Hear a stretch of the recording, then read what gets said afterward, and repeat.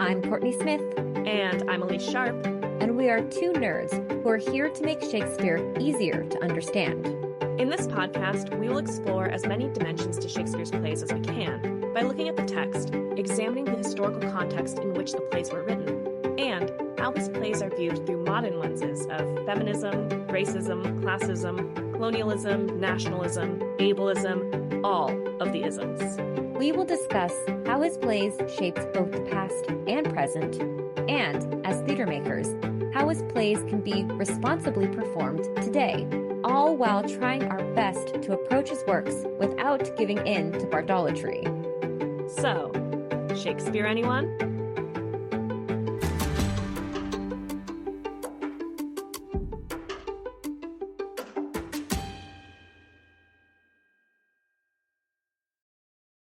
Hi, listeners. Want to support Shakespeare, anyone? Visit shakespeareanyone.com/support or check out the links in our episode description. Now, onto the episode. Hi, Courtney. Hi, Elise. So, we're doing something a little bit different today on our feed than we usually do. Yeah, tell us, what are we doing? We are re-airing our 3 intro series episodes. So, listeners, you are about to listen to one of 3 parts of our intro series. If it's been a while since you've listened to them, since they were our first 3 episodes, you should know we spent a good amount of time this year revising and re-recording these episodes to improve them because, as you'll hear us say, we've grown a lot in the past 4 years of podcasting. So to celebrate 4 years of Shakespeare Anyone, we went back to where we started, and we are so excited. And in case you haven't gone back and listened, we want to bring them to the top of your feed for the end of the year. Enjoy the episode. This is a revision of part 2 of our intro series, Stuff You Should Know, which covers some background and context into the life and times of Shakespeare, because art isn't created in a vacuum. And we are revising the intro series because we, after almost 4 years of podcasting, know a lot more now than we knew back then. And we want to reflect this in an episode glow-up for listeners old and new. In this episode, we'll be covering some basic information about early modern England during the Elizabethan and Jacobean eras. And when we say basic, we mean basic. This is a quick overview of early modern England, more importantly, the England that influenced Shakespeare. This era is certainly not a monolith, and we do want to acknowledge that. In fact, we discuss many of the variables of early modern England in other episodes. However, this series is all about the fundamentals. In this episode, we'll be covering some basic information about the Elizabethan and Jacobean periods, as well as the public theaters during those respective periods. First, let's talk about Elizabethan and Jacobean England. As we discussed in part 1, Shakespeare lived during the early modern era in England under both Queen Elizabeth I and King James I's reigns. During this time, society rapidly changed from a centuries-long medieval feudal society into a new early modern society under the Tudor and Stuart dynasties. At the start of the Tudor dynasty, feudalism was beginning to crumble. Feudalism was a combination of legal, economic, military, and cultural customs that structured society around the holding of land in the exchange for service or labor. This system had a steep hierarchy that was codified for the social elites. In the feudal system, the monarch was the absolute ruler of all land and, since there was so much land, would divvy it up to loyal nobles, knights, and vassals. Those loyal nobles, knights, and vassals would then divvy up their portion to other loyal nobles, knights, and vassals until it's broken down enough that it's manageable. The nobles were subtenants who cared for the land in the name of the monarch. This is also how English families got land and titles. But nobles didn't work the land themselves. Peasants were brought on to work in harsh and restrictive conditions in which they worked but owned nothing themselves. Some peasants were free from the system, but many weren't. The feudal system ripped many of their agency. By Elizabeth's reign, England's economic system was reshaping into a mercantile system due to a rise in trade and commerce for English merchants. Mercantilism was an economic system that aimed to maximize the exports and minimize the imports for an economy. It's often regarded as an early form of capitalism. Early artisans and merchants used commerce for merchant trade and created businesses. These merchants exchanged goods and services directly with the public for the purpose of making money. A central feature of mercantilism, and perhaps the most famous institution of the mercantile economy, was merchant guilds. However, the Elizabethan and Jacobean periods actually saw a decline in merchant guilds and a movement towards joint stock companies. These proto-corporations were typically created by royal charters and allowed individuals or shareholders to pool their resources in order to share profits. Joint stock companies would eventually exist across most industries in early modern London. In fact, Shakespeare was a shareholder of the Globe Theatre. To learn more about the complex evolution of England's economy from prehistoric Britain to early modern England, please listen to our mini-episode, Commerce and Trade in Shakespeare's Time. So, by Elizabeth's reign, England had, for the most part, left feudalism behind and was in a mercantile society. This new system changed the economic landscapes of both the countryside and the city, so folks were leaving the countryside for opportunities in large cities such as London. London quadrupled in population from 50,000 in 1520 to 200,000 in 1600, and London saw a rise in urbanization. London was the epicenter of the early modern era. Historians depict the Elizabethan era as a golden age in English history, and Shakespeare was alive and working in public theatre houses during this golden age. But what was it like for Londoners during this period? The philosophy of individualism, which comes from humanism, was rising amongst the masses. Individualism and the wealth from mercantilism brought a demand for new markets like art, literature, and theater. The newly established merchant class wanted to flaunt their wealth and show off to society. Fashion was inspired by France and Spain, hoop skirts for women and clean white stockings for men. Men and women both wore starched ruffles to keep fabrics clean during an era when hygiene was not prioritized. There was an interest in portrait painting, lockets for beloveds, and books. Publishing was a booming industry during early modern England, and popular books ranged from a variety of genres. Publishing houses were publishing variations of the Bible, shout out to the King James Bible, medicinal books, recipe books, conduct books, poetry, and translations of popular writings, travel books, and more. Folks were also interested in leisure activities like gambling, sports, and theater. But not everything was rosy in Elizabethan England. While social mobility did exist due to this new economic system, social ranks were still quite rigid. Ranks included the nobility, gentry, yeomen, and poor. And the monarchy and government codified these social rankings through laws such as the sumptuary laws. Sumptuary laws were imposed to curb the expenditure of the people.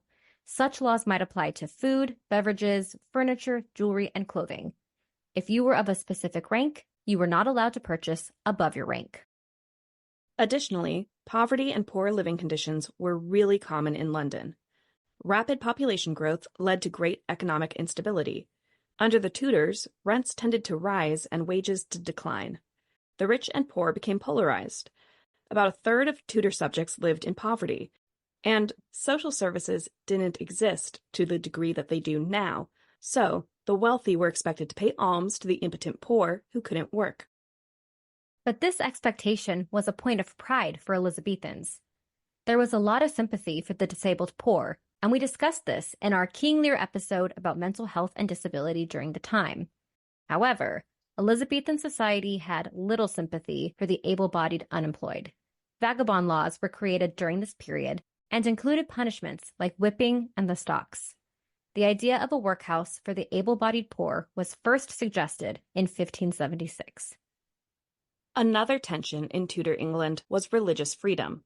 After King Henry VIII separated the Church of England from Catholic authority, established the monarch as the supreme head of the Church of England, and ignited the English Reformation, the official religion of England was determined by the monarch.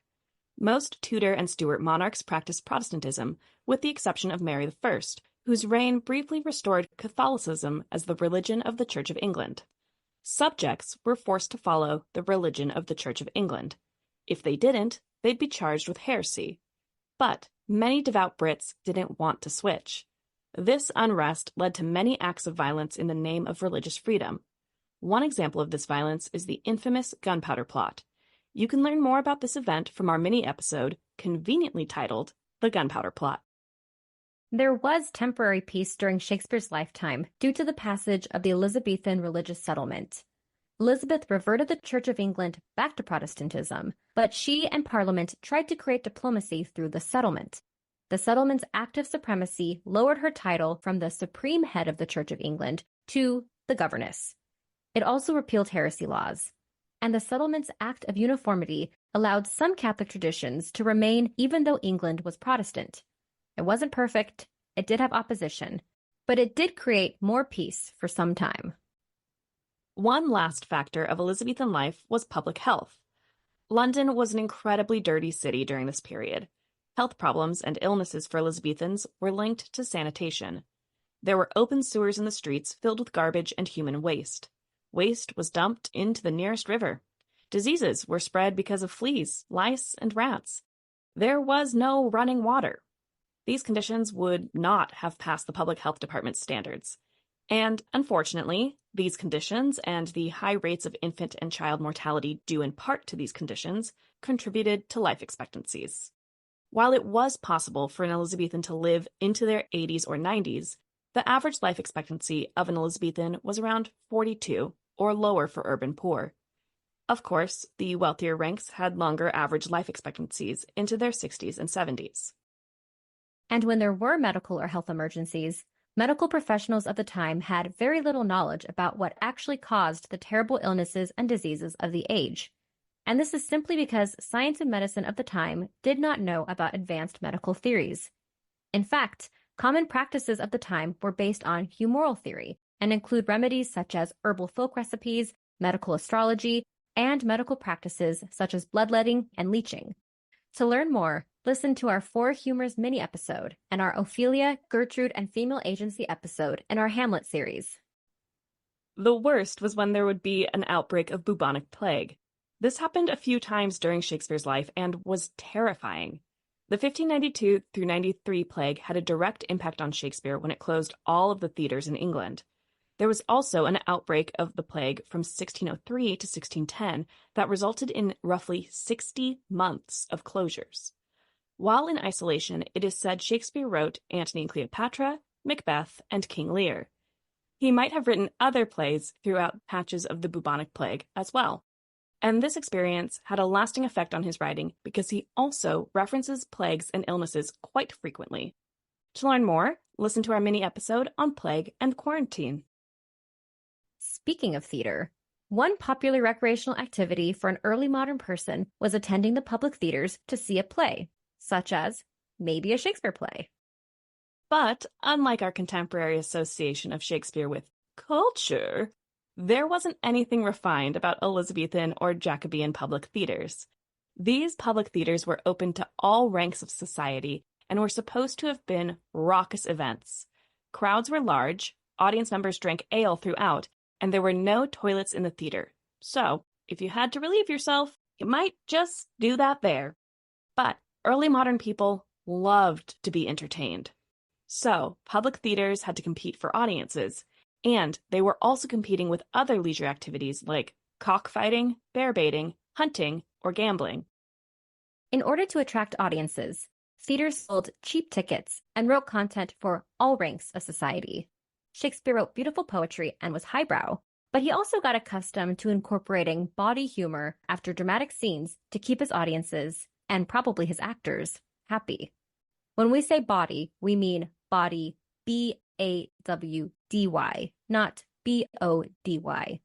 This lewd and risque humor was often sexual in nature and intended to be rude. Shakespeare also wrote thrilling violence into his plays, specifically by writing revenge tragedies, to attract audiences.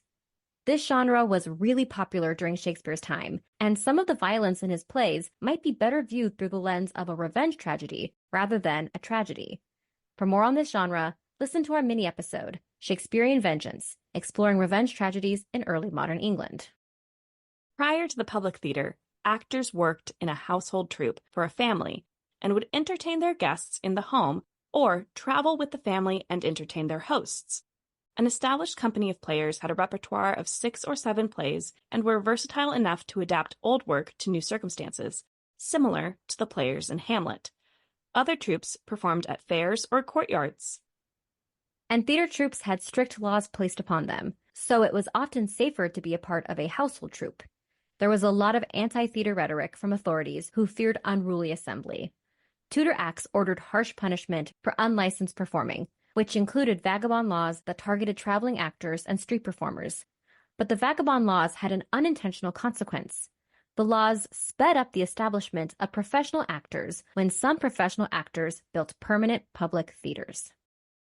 The first public theater in London opened in 1576, when Shakespeare was a boy. This theater, opened by actor James Burbage, was simply called the Theater. When public theaters emerged in great number around the 1570s, writers worked together to produce plays through a division of labor. Their aim was to build their repertoire so as to become self-sufficient. Successful companies became joint stock companies, whose members bought a share of the company in order to support their interests. Early modern England had several other public theaters besides the Globe. In addition, early modern England had traveling theaters. To learn more, listen to our mini episodes on the Globe and traveling theater companies. Then, the actors' shareholders purchased plays, hired additional players, and negotiated with the authorities. A successful company could have 8 sharers, a wardrobe master or a tireman, a bookkeeper in charge of copies of plays, upwards of 6 boy apprentices, a pool of actors to draw on, musicians, stagehands, box office staff, also called gatherers, scribes, and so on. Plays generally were kept in-house in a copy of the play called the prompt book. Shakespeare was a member of a troupe called the Lord Chamberlain's Men, a group of players who performed under the patronage of Henry Carey, 1st Baron Hunsdon. The troupe originally performed at the theater before it was moved to the now famous Globe Theatre. The troupe then became the King's Men under the patronage of King James I in 1603. Big deal. Huge. All acting companies of the time were supported by noble patrons, and the theaters and plays had to be licensed and approved for performance by an executive member of the royal court, the Master of Revels. Other popular acting troupes include the Queen's Men, Leicester's Men, and the Admiral's Men. Other public theaters include the Curtain, the Rose, the Swan, and the Fortune. A handful of public houses, like the Globe, were on the River Thames. Most were designed in the shape of an O. These theaters were open air, which meant that plays were produced during the daytime from May to October, rain or shine. A flag would fly to show a play would be performed that day. Even though the Globe structure is a recognizable Elizabethan style, that wasn't the only theater structure that existed. London's players performed in indoor theaters, such as Blackfriars, or at court for nobility, or they would travel to the countryside. But the Globe was important to Shakespeare, so let's talk about it. The Globe Theatre was raised with a false ceiling called the Heavens. Trap doors were cut into the stage floor and led to an area that was referred to as Hell. There was a large double door center stage and 2 exits, one stage right and one stage left. The audience sat or stood around 3/4 of the stage. There was a balcony for actors or musicians to perform on. Sometimes wealthy audience members sat up on the balcony so as to be seen by the audience. The sets were minimalistic. All costumes were contemporary Elizabethan clothing. Women were not permitted to take part in the public theater, so roles of women and girls were played by adolescent boys or young men. But we do want to clarify that just because women couldn't perform as professional actors in public theaters, that does not mean they did not act. Women performed at home for families and guests, in court masks, and in non-public theaters. As for how the actors prepared for shows, scripts were presented line by line for the actors. During rehearsals, you received a piece of paper with your cue line so you know when to go on stage, as well as your lines in the scene. But no actor had a full script during this time period.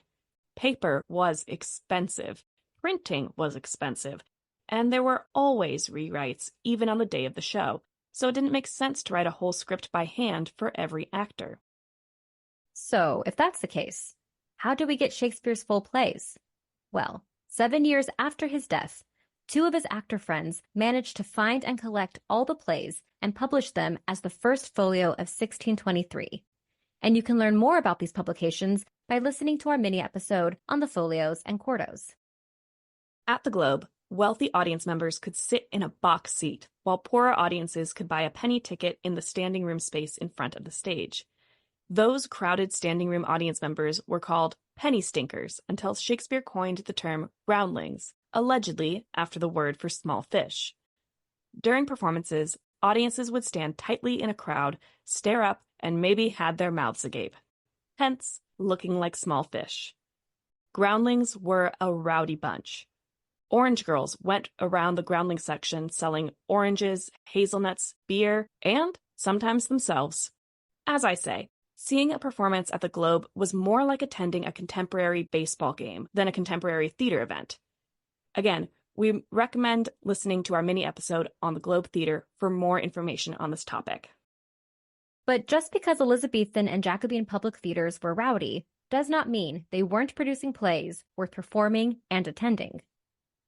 Playhouses were constantly towing the line between writing political dramas with discourse on matters of the state and not being shut down by authorities. Any criticism of powerful people could have dangerous consequences for theaters. There was strict dramatic censorship that motivated playwrights towards metaphor in their plays. And if you don't know the history of the period, it's hard to spot the coded meanings as a contemporary audience member. And the Lord Chamberlain's men did engage in factional politics. This practice reached a climax in 1601 when they performed Richard II on the eve of Essex's abortive rebellion.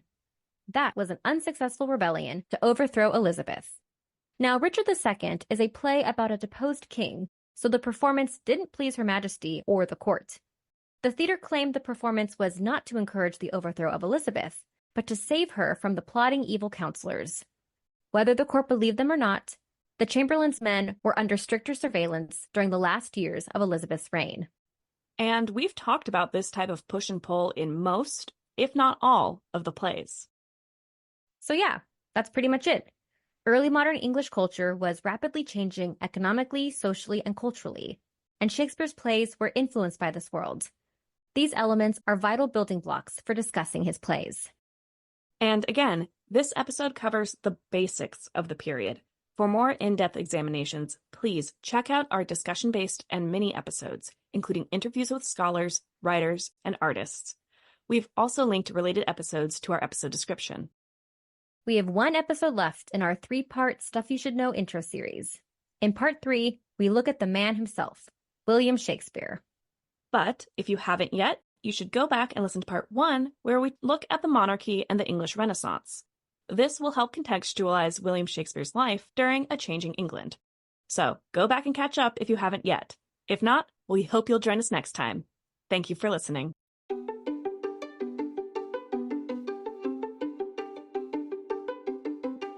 I'm Courtney Smith. And I'm Elise Sharp. This is Shakespeare, anyone? Thank you so much for listening to Shakespeare, anyone. Works referenced in this episode are available in the episode description. Our theme music is Never Ending Minute by Sounds Like Sander. If you would like to support us, visit shakespeareanyone.com/support or check out the links in our episode description. You can also hit the subscribe button, like us, leave a comment, write a review, share us on social media, tell a friend about us, all the things. We'd appreciate it. For more, you can visit our website, shakespeareanyone.com, or follow us on Instagram at shakespeareanyonepod. Now, because you listened all the way to the end of the credits, here is a completely random Shakespeare quote for you.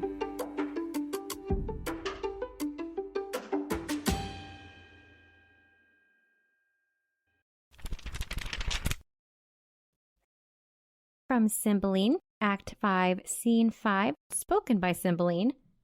Live and ask of Cymbeline what boon thou wilt, fitting my county and thy state. I'll give it yea, though thou do demand a prisoner, the noblest taken.